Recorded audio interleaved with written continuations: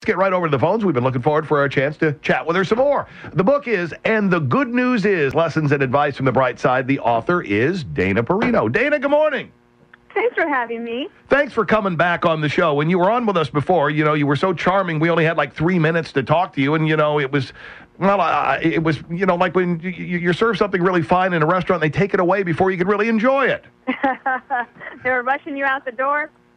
So tell me, how grueling is this tour, Ben, and all of the promotion that goes along with the book? I mean, most of us will never write a book, let alone, go around and do the promotional circuit on it. But I see you everywhere. I hear everybody talking about it. You got to be a little on the tired side at this point. I am just taking it one day at a time. I had a PR plan, and I'm executing on it. And the good news is, doing well enough that the book was #1 on the New York Times bestseller list.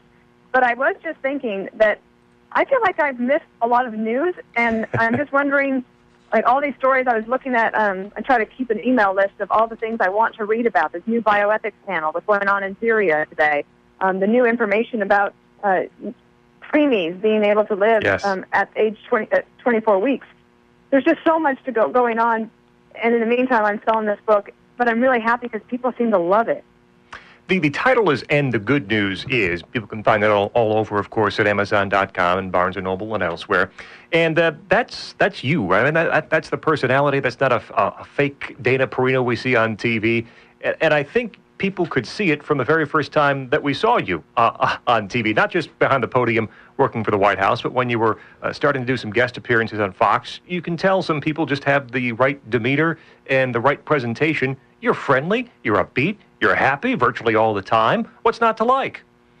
Well, you're kind to say that. One of the things I write about in the book is how I've transitioned from speaking for other people, including the President of the United States, to speaking for myself. Before the 5 and being on Fox News, I had never given my personal opinion on anything in public. And it took me a while to come out of my shell, and I thank a lot of people for helping me and giving me a chance, including Roger Ailes at Fox News, who he must have seen something as well and gave me a chance to sort of shed my previous job and transition into a show that I really love. The 5 is the longest job I've ever held. And I usually move on. I move up and I get bored, but I just love what I'm doing now. So it gave me a chance also to write a book that answers the question of how did somebody who grew up on a cattle ranch with no political connection end up as the White House press secretary, the first Republican woman to do so at age 35. And there's a lot of practical advice in there for young people who want a GPS for their career. And my point is, you just have to get on the road and start driving and see where it takes you. Because when people say, how can I become a White House press secretary like you? I say, well, first you have to start as a country music DJ working overnight for minimum wage. Okay, wait. Well, that's all. Okay, then Scott and I are in. Yeah, then I was going to say that if that's the qualification, then maybe we have that one. There you go. And the other thing for people to consider too, when you mentioned it's the first time being on the 5, giving your own take on things, what you were doing before, giving your own take on things would have been counterproductive to your career. That's right, and it wasn't my job. I mean, frankly, as the White House press secretary, who cares what you think? Your job is to say what the president thinks and how he got to that decision.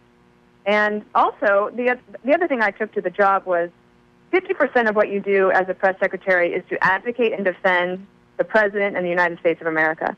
But the other 50% of the job is advocating and defending the press's right to have access to the government, to ask questions and to be given frank and honest answers about what's going on in government. And that balance has got to be maintained for us to keep our wonderful system of government in place. Dana Perino is with us, Fox News, The 5, the new book, And the Good News Is. It's Riley and Scot on WROK. You speak for the president as press secretary. You don't give your own opinions. During President George W. Bush's administration, you must have heard and read the worst things about a man you knew to not be those things at all. Mm-hmm. Was it difficult not to push back harder? Not to push Extremely. back? Okay. Yeah. Extremely. I mean, it's very hard for me because my instinct was to defend all the time. But in particular on partisan attacks, President Bush gave direction to me and my team, which was don't fall for it. Don't take the bait. And to let him do the work that he needed to do, and for us to focus on our important jobs and not get into the back and forth, because you can get really sucked into it, and then all of a sudden you're doing nothing else. I did one time punch back because I thought it was a cheap shot from, this is in 2008, from Hillary Clinton during her primary fight with Barack Obama. Everybody was going after Bush. Well, in the press briefing, I was asked a question about something she said, and I pushed back. Well, half an hour later, Hillary Clinton's team had a big email out asking, fundraising off of my comments and getting the president all involved in the 2008 election. And I got a phone call. He was at the ranch clearing brush. He was outside, and he said, "Hey, I know what you're trying to do, and you're trying to protect me, but I'm going to be fine. The most important thing we can do for John McCain is stay out of it." And so I said, "Yes, sir." And I said, "I was just worried. The coverage was bad." And he said, "Look, last year I read 3 biographies of George Washington. And if historians are still analyzing the first president, then the 43rd doesn't have a lot to worry about because he has no idea what his legacy will be." Now, you obviously, and the book shows it, and people watching you on TV see it, we talked about it before, being a very positive person. President Bush strikes me as being similar. Oh, yeah. One of the things I like about this book is that I take people behind the scenes to events with the president that no one else got to see because they're my own personal reflections. I talk about visiting wounded warriors and what that was like when a Marine wounded in Iraq. He hadn't opened his eyes for 2 weeks, but when the president is there and he asks the military aide to read the Purple Heart presentation, the Marine opens his eyes for the first time. And I witnessed their interaction. I talk about how he reminded me the lesson of forgiveness, which allowed me to do my job and also not to live bitterly. And also, the president really helped restore my relationship with my own father. And we had not been so much estranged as just kind of apart. And he hadn't been to the White House. When I invite my dad, he finally accepted an invitation right before we left the White House. And the president on Marine one day had heard about this from Mrs. Bush because she was working on the seating chart for a big dinner that we were invited to. And just as we were crossing over the Washington Monument, I remember the president looked right up at me and he said, "I am so proud of you." And that meant the world to me. He was really more than my boss and a commander-in-chief, but like a second father. Can you tell the story? It's in the book of the commencement speech at Colorado State Pueblo, which is your alma mater, and what happened there. And I really love the conversation between you and the president in the days that followed. Oh, yeah. This was a great story. So I got invited to give the commencement speech at my alma mater, Colorado State University Pueblo. And the president was pretty excited for me, and he gave me some advice. He's like, keep it short. This is about them, not you. And he was excited for me. So I take a time off of the White House.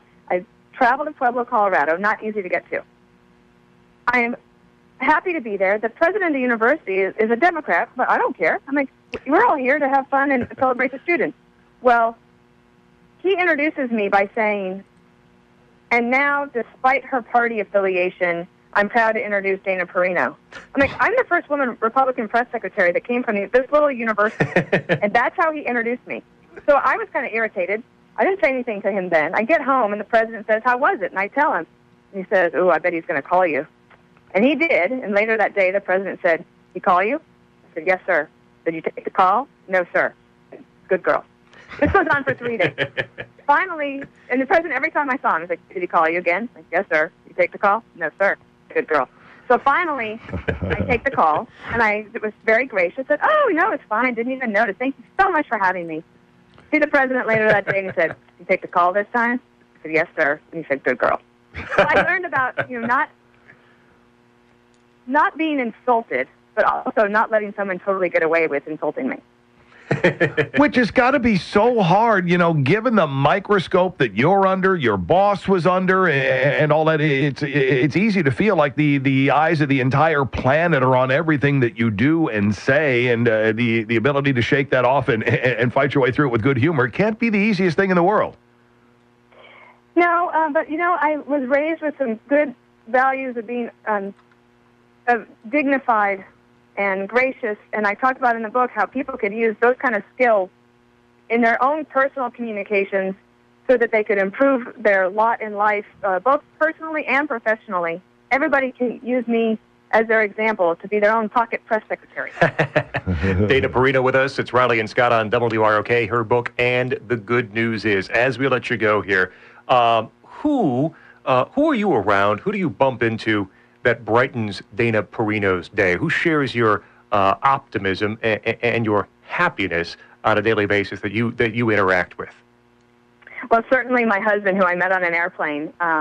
We were assigned seats next to each other, fell in love. He's 18 years older than me. He lived in England. There were 100 reasons why we could not end up together, but we decided to choose love. And my favorite piece of advice in the book is choosing to be loved is not a career-limiting decision. I had never met George Bush or Dick Cheney before I moved there to Washington after the 9/11 attack.